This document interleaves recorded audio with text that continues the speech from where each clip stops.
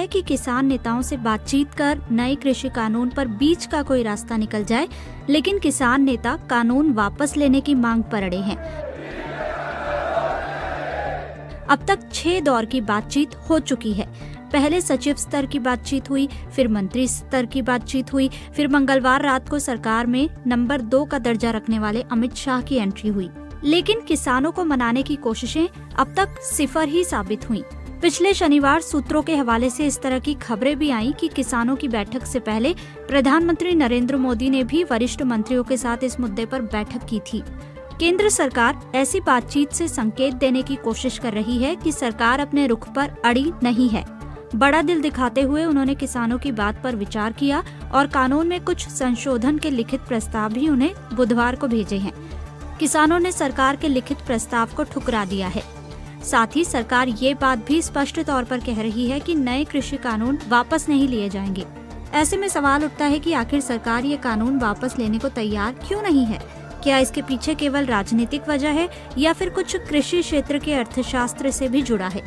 क्या जिस तरह से कनाडा और ब्रिटेन में किसानों के समर्थन की आवाजें आ रही हैं, उससे कोई अंतर्राष्ट्रीय एंगल भी है? यही जानने के लिए बीबीसी ने बात की कुछ पत्रकारों से और कृषि के जानकारों से। बीजेपी को सालों से कवर करने वाली वरिष्ठ पत्रकार निस्तुला हेब्बार कहती हैं कि सरकार का मानना है कि कृषि सुधार के लिए ये कानून जरूरी हैं। यही वजह है कि एनडीए ही नहीं, यूपीए के कार्यकाल में इन सुधारों की बात की गई थी। शरद पवार की चिट्ठियों से ये बात जाहिर भी होती है, लेकिन किसी राजनीतिक पार्टी के पास ऐसा करने की ना तो इच्छा शक्ति थी और ना ही संसद में वो नंबर थे। बीजेपी केंद्र में 300 से ज्यादा सीटों के साथ आई है। अगर कृषि सुधार वाले कानून अब लागू नहीं हुए तो कभी लागू नहीं होंगे। इससे पहले केंद्र सरकार संसद में भूमि अधिग्रहण बिल लेकर आई थी। उस पर उन्हें अपने पैर पीछे खींचने पड़े थे। उस वक्त राहुल गांधी ने संसद में केंद्र सरकार के लिए सूट बूट की सरकार का नारा दिया था। इससे सरकार की बड़ी किरकिरी हुई थी। इन कानूनों को प्रधानमंत्री से लेकर कृषि मंत्री तक अलग अलग मंचों से बहुत क्रांतिकारी और किसानों के लिए हितकारी बता चुके हैं। इतना सब कुछ होने के बाद कानून वापस लेना सरकार की साख पर धब्बा लगने जैसा होगा। यहाँ एक बात और समझने वाली है कि भूमि सुधार कानून पर राष्ट्रीय स्वयंसेवक संघ भी केंद्र सरकार के साथ नहीं थी। लेकिन इस बार आरएसएस से जुड़े किसान संगठन, चाहे वो स्वदेशी जागरण मंच हो या फिर भारतीय किसान संघ, इन कानूनों को किसान के हित में बता रहे हैं, लेकिन 2-3 सुधार के साथ। केंद्रीय कानून मंत्री रविशंकर प्रसाद ने 2 दिन पहले एक प्रेस कॉन्फ्रेंस कर बताया कि कैसे कांग्रेस, एनसीपी और दूसरे दलों ने अपने अपने दौर में इस तरह के कानूनों का समर्थन किया था। कांग्रेस का साल 2019 का घोषणा पत्र सुनाते हुए उन्होंने कहा कि पिछले लोकसभा चुनाव में कांग्रेस ने एपीएमसी एक्ट को खत्म करने का वादा किया था। शरद पवार की लिखी चिट्ठी बीजेपी के नेता लगातार ट्वीट भी कर रहे हैं। शरद पवार और कांग्रेस की तरफ से इस पर प्रतिक्रिया भी आई है। उसी तरह दिल्ली में जहां आम आदमी पार्टी की सरकार है, वहां 3 में से 1 कानून लागू भी कर दिया गया है और दूसरी तरफ दिल्ली के मुख्यमंत्री अरविंद केजरीवाल किसानों से मिलने और उन्हें समर्थन देने धरना स्थल पर पहुंच रहे हैं। इसलिए भी सरकार को लग रहा है कि केवल विरोध करने के लिए नए कानून का विरोध हो रहा है। पूरे मामले में एक अंतर्राष्ट्रीय एंगल भी है। कृषि से जुड़े कई जानकारों को लगता है कि किसानों की एमएसपी पर कानून बनाने की मांग से भारत के कृषि क्षेत्र का लाभ नहीं होगा। विश्व व्यापार संगठन के मंच पर भारत अपनी फसलों की कीमत का बेहतर मोल भाव नहीं कर पाता है। इसके पीछे की एक वजह भारत की एमएसपी व्यवस्था है। प्रोफेसर प्रमोद कुमार जोशी पूर्व में south Asia food policy research institute के निदेशक रह चुके हैं। वो कहते हैं कि अंतर्राष्ट्रीय नियमों के मुताबिक कोई देश कृषि जीडीपी के 10% तक ही किसानों को सब्सिडी दे सकता है। विश्व व्यापार संगठन में शामिल देशों ने ऐसा करने के लिए प्रतिबद्धता दिखाई है।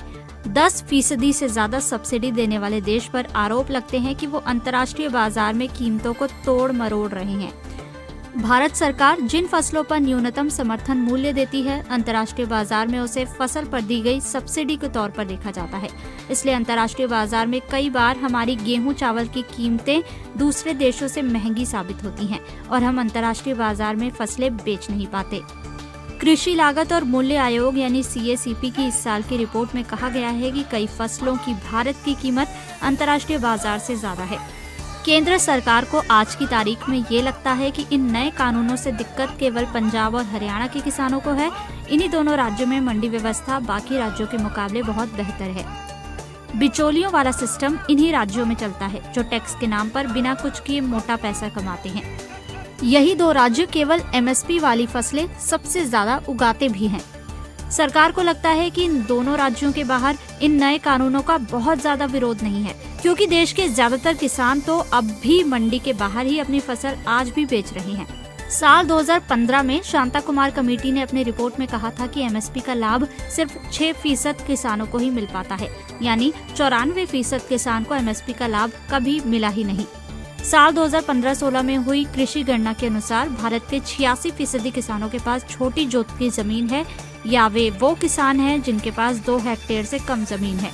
लेकिन यह छोटी सी चूक सरकार से ये हो गई कि उन्हें नहीं लगता था कि इतनी बड़ी संख्या में ये किसान दिल्ली पहुंच जाएंगे। इस मुद्दे पर किसानों ने मंगलवार को जो भारत बंद का ऐलान किया, उसका उत्तर प्रदेश और मध्य प्रदेश जैसे बीजेपी शासित राज्यों में मिला जुला असर देखने को मिला। प्रधानमंत्री नरेंद्र मोदी ने अपने वाराणसी दौरे पर किसानों के लिए कहा था कि मुझे विश्वास है आज जिन किसानों को कृषि सुधारों पर कुछ शंकाएं हैं, वो भी भविष्य में इन कृषि सुधारों का लाभ उठाकर अपनी आय बढ़ाएंगे। यही है इन कानूनों को वापस न लेने का केंद्र सरकार का एक अहम कारण। आउटलुक मैगजीन की राजनीतिक संपादक भावना विज अरोड़ा कहती हैं कि मेरी बीजेपी में कई नेताओं से इस बारे में बात हुई है। सरकार इस बात को मानती है कि ये सुधार ऐतिहासिक हैं। किसानों को आने वाले दिनों में पता चलेगा कि इससे कितना बड़ा फायदा हुआ है और तब यही किसान उन्हें धन्यवाद देंगे। हर रिफॉर्म के पहले ऐसा आंदोलन होता है, लेकिन सरकार भी इस बार लंबी लड़ाई के लिए तैयार है। भावना आगे ये भी कहती हैं कि सरकार जिन संशोधनों पर राजी होती दिख रही है, इससे एक बात तो साफ है कि सरकार ने अपना स्टैंड पहले के मुकाबले काफी लचीला किया है। लेकिन भविष्य में सरकार कब तक कानून वापस ना लेने की मांग पर कायम रह पाती है, ये भी देखने वाली बात होगी। केंद्र सरकार ने साल 2022 में किसानों की आय दुगनी करने का वादा किया है। उन्हें लगता है कि ये कानून उस वादे को पूरा करने में महत्वपूर्ण भूमिका निभा सकता है।